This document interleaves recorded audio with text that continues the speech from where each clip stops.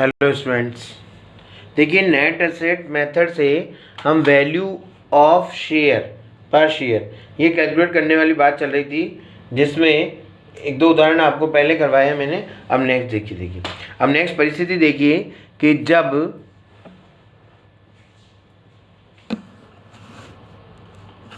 जब इक्विटी अंश समान अंकित मूल्य के हों किंतु प्रदत्त मूल्य पृथक पृथक हो। मतलब अभी हमने देखा था इससे जस्ट पहले कि जब अलग अलग अंकित मूल्य प्रिंटेड प्राइस अलग अलग अंकित मूल्य के शेयर्स होते हैं तो किस तरह जो नेट एसेट आती है उनको हम प्रोपोर्शनेटली सभी को बांटकर और उसमें अपने अपने अंशों की संख्या का भाग लगाते हैं। लेकिन अब आ रही है बात परिस्थिति कि इक्विटी अंशों का जो अंकित मूल्य है प्रिंटेड प्राइस है वो तो सेम हो, लेकिन उनका पेड अप वैल्यू जो है वो अगर अलग अलग हो तो फिर उस क्वेश्चन में नेट एसेट का किस प्रकार नेट एसेट मेथड से वैल्यू ऑफ शेयर किस प्रकार निकालते हैं। तो देखिए इसमें क्या करते हैं, ऐसी स्थिति में पहले शुद्ध संपत्ति का मूल्य ज्ञात करते हैं और उसमें अंशों पर बकाया राशि को जोड़ देते हैं।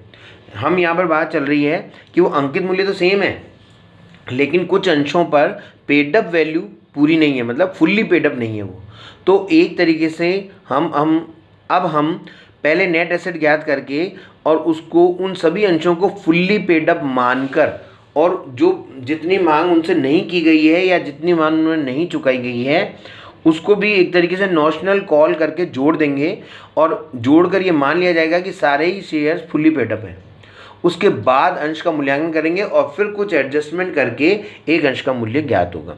जैसे इस क्वेश्चन में देखिए हम कि राम लिमिट, जैसे इसमें तो ये फॉर्मूला बताया है, वैसे मैंने आपको वर्बली बता दिया है कि वैल्यू पर शेयर पर फुल्ली पेड अप शेयर निकालेंगे। तो वैल्यू ऑफ नेट एसेट जो होगा उसमें नॉशनल कॉल मनी जोड़ देंगे। Notional call, what is the meaning of notional call? Notional calls means वे मांगे जो अभी तक उनसे नहीं मांगी गई है, अगर वो पूरी मांग ली जाती तो कितनी होती, वो होती नॉशनल कॉल। और total number of shares of all category. देखिए इस इलस्ट्रेशन को करने से आपको वो वाली बात पूरी समझ में आ जाएगी जिसमें ये क्लियर हो जाएगा। देखिए राम लिमिटेड के 31 मार्च 19 को निम्न शेष थे 20,000 equity share 10 rupees each, 15,000 equity share 10 rupees each, लेकिन 8 पेड अप। ये फुल्ली पेड अप है, 10 रुपये के हैं और 10 रुपये पूरा कंपनी को प्राप्त हुआ है। ये 10 रुपये के हैं लेकिन अभी इन पर 8 रुपये ही पेड अप है। और ये 15,000 इक्विटी शेयर जो 10 रुपये के ही हैं लेकिन इनके ऊपर 4 रुपये पेड अप ही है। मतलब प्रिंटेड प्राइस सबका सेम है लेकिन पेड अप वैल्यू अलग अलग है। तब हम किस प्रकार कैलकुलेट करेंगे, उसी के लिए ये क्वेश्चन है।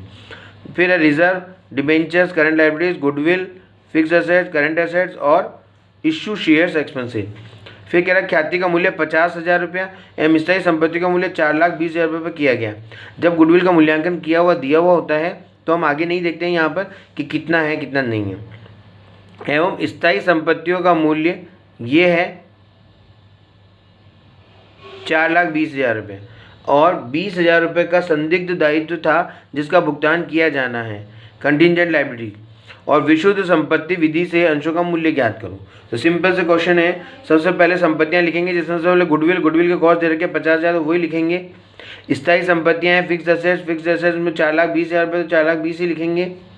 और current assets as it is लिखेंगे, जो लिखी हुई है 2,20,000 रुपये 2,20,000 रुपये, इसमें से ये आगे इसमें से लेस करेंगे डिबेंचर्स और करंट लायबिलिटीज।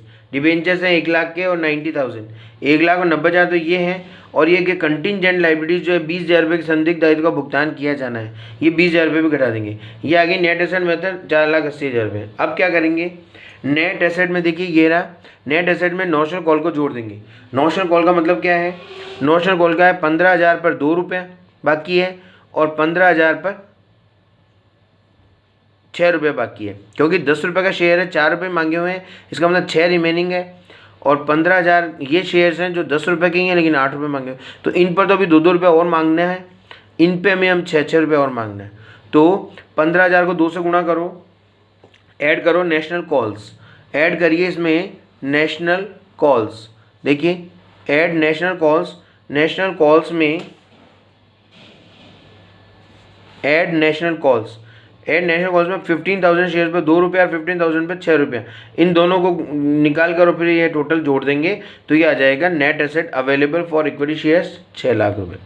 अब इस 6 लाख में अंशों की संख्या का भाग लगाएंगे। अंशों की संख्या कितनी है, देखिए इस 6 लाख में अब अंशों की संख्या का भाग लगा देंगे। 6 लाख में अंशों की संख्या कितनी है, टोटल मिला के देखिए 20,000, 15, 15, टोटल मिला के कितने हो गए 30,000। 30,000 अंशों 15, 15, 30 और 20, 50,000। 50,000 अंशों का भाग लगा देंगे तो एक अंश का मूल्य आ जाएगा 12 रुपये। ये 12 रुपये कौन से अंश का मूल्य आया, जो फुल्ली पेडअप है, क्योंकि हमने सभी को फुल्ली पेडअप करके ही क्वेश्चन को सॉल्व किया है। तो फुल्ली पेडअप वाले के 12 रुपये हैं, तो जो फुल्ली पेडअप है वो तो 12 रुपये का है। जो 8 रुपये पेडअप है उनके कितने रुपए बाकी हैं, 2 रुपये। तो इस 12 में से 2 घटा दो, 10 रुपये का हो जाएगा उसकी वैल्यू आंतरिक मूल्य। और जो 4 रुपये पेडअप है उनमें कितने बाकी थे, 6 रुपये। तो 12 वाले में से 6 घटा दो तो उसका वैल्यू हो जाएगा आंतरिक मूल्य 6 रुपये। तो इस प्रकार एक ही प्रिंटेड प्राइस के अगर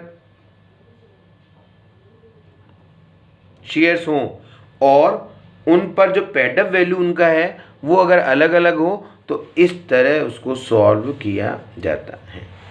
थैंक यू।